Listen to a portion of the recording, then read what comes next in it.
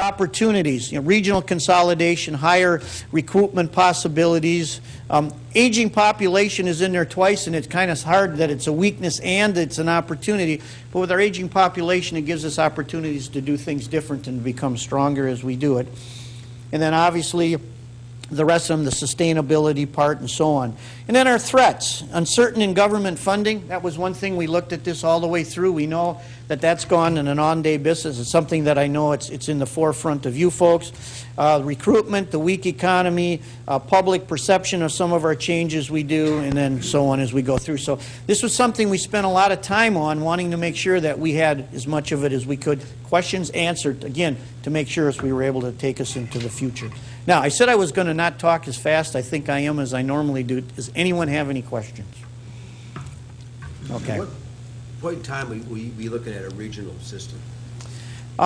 We have had some conversations with our neighboring departments already, and I think probably in part of this, in the next 3 to 5 years, I think we need to have greater talks and to start putting something like that together.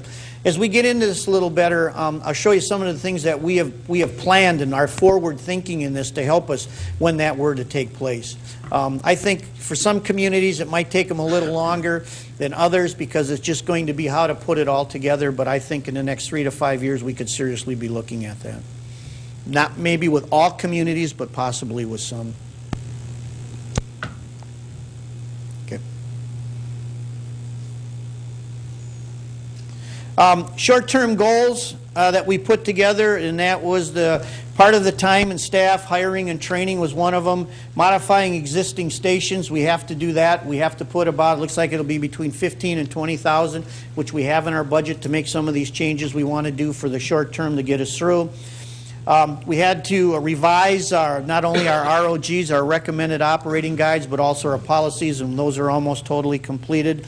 And then complete a plan to move to the 3 stations, which we have worked on, and we've actually started some of that with additional training that we're trying to get done in the next 3 months that will help us move towards that goal that we have. So, Maplewood Fire Department stations feasibility study, and again, that was all part of it and giving you a background, but we'll move into some of that. Our approach. Back June and August, the Q&I input and started moving into smaller task groups that we had.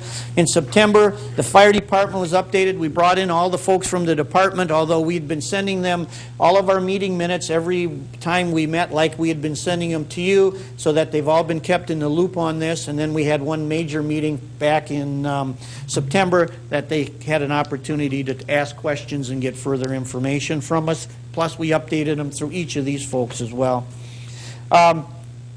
And then the fire department updated and input, we got that back in there, and then direction. And tonight then it brings us to a point where we're bringing it before you in November here for your thoughts and input back to us. And then, of course, we hope to implement the program the first quarter of 2011. So that's the time frame and the goals that we have set up before us.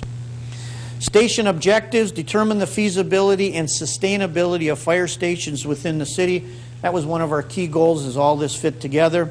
Propose ways to ensure the service to the community while providing economical and sustainable facility. That was all part of it. We had to make sure that the service level to our customers weren't going to change as we made some of these changes. Determine the needs and the location of the future stations. Those were the main 3 points that we needed to work with. Served by the fire stations, and basically the program we have here today and before you is that 17 hours a day our full-time firefighters are handling the calls. And as we get multiple calls that they can't, we will then call in some of the paid per call to back up. But 17 hours a day, the full-timers are taking the vast majority of the calls. 7 hours of that day, then, we're using the paid per call to bring the ambulance and such to the medicals that we have. And so you can see there's a pretty big shift in there, and we think that we can better utilize the skills and improve the skills of our paid per call people by going to a new program that we'll be showing you here shortly.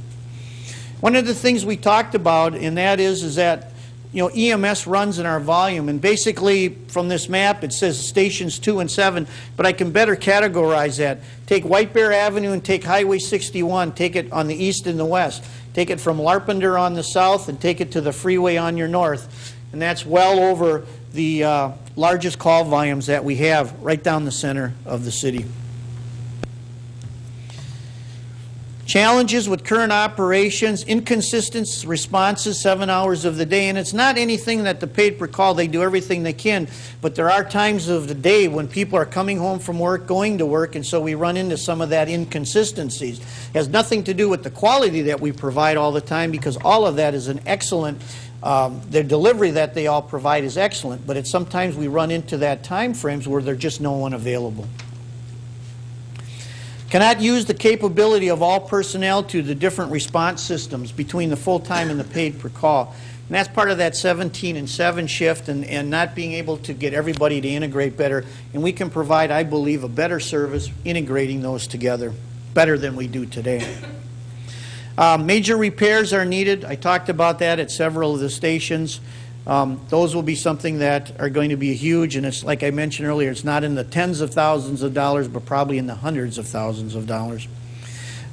Major remodeling must also need to be some of the stations to accommodate our future needs, and like I mentioned before, between 15 and 20,000 we think we can put into the ones that we need to do to get us to a little bit here in the future for the staffing the way we'd like to do it.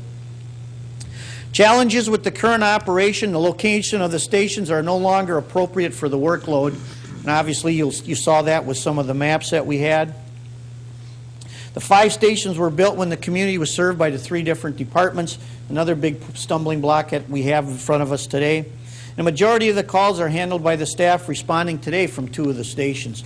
So we've, over the last year and a half that we've been doing that, we have the data that shows and proves the fact that way we want to realign these will much better fit the need of us going into the future based on our demographics that we were able to get, and also the layout of that we have at the city without providing any kind of a delay in service to our customers that we currently have.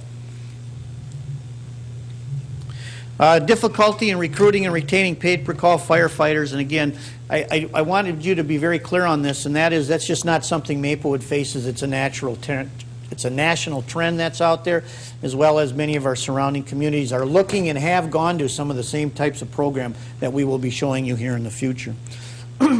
Excuse me. Calls by district, and I think you're all familiar where they're at, but as you can see, Station 1, 2, 3, 4, and 7, if you take Station 2 and Station 7 and add those together, you can see that they obviously, and that's that middle core we talked about, have the largest volume of calls that we have. As we go through it. And there's some reasons for that. Obviously, the Maplewood Mall, people coming in. Our city swells well over doubles during certain times of the year, and probably much better than that during the holiday season coming up.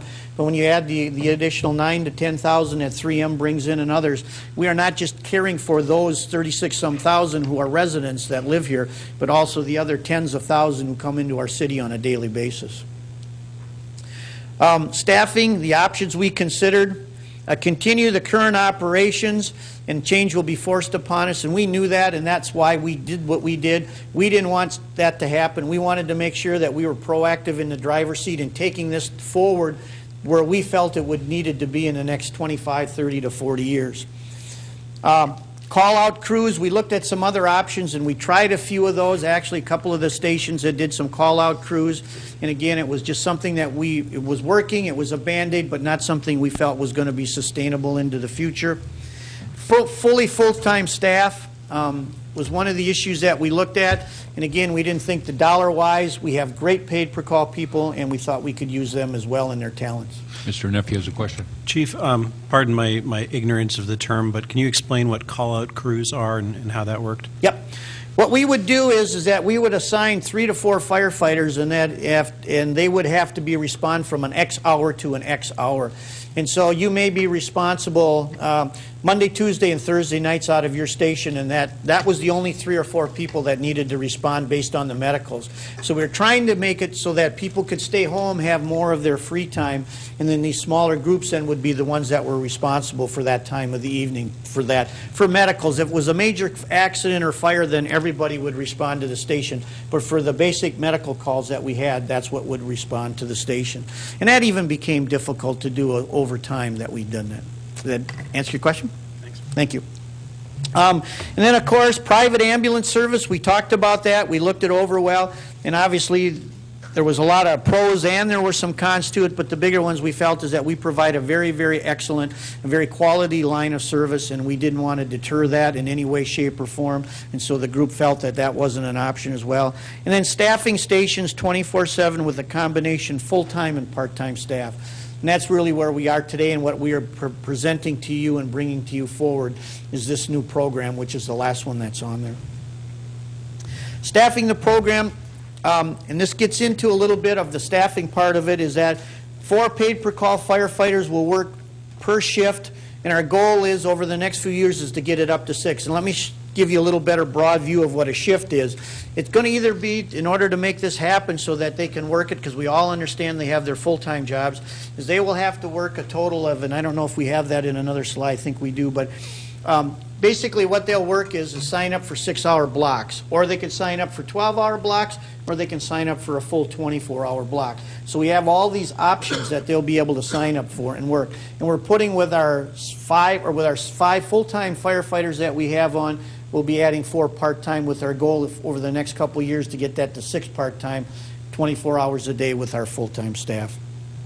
Shift lengths, again, will be approximately 6 hours.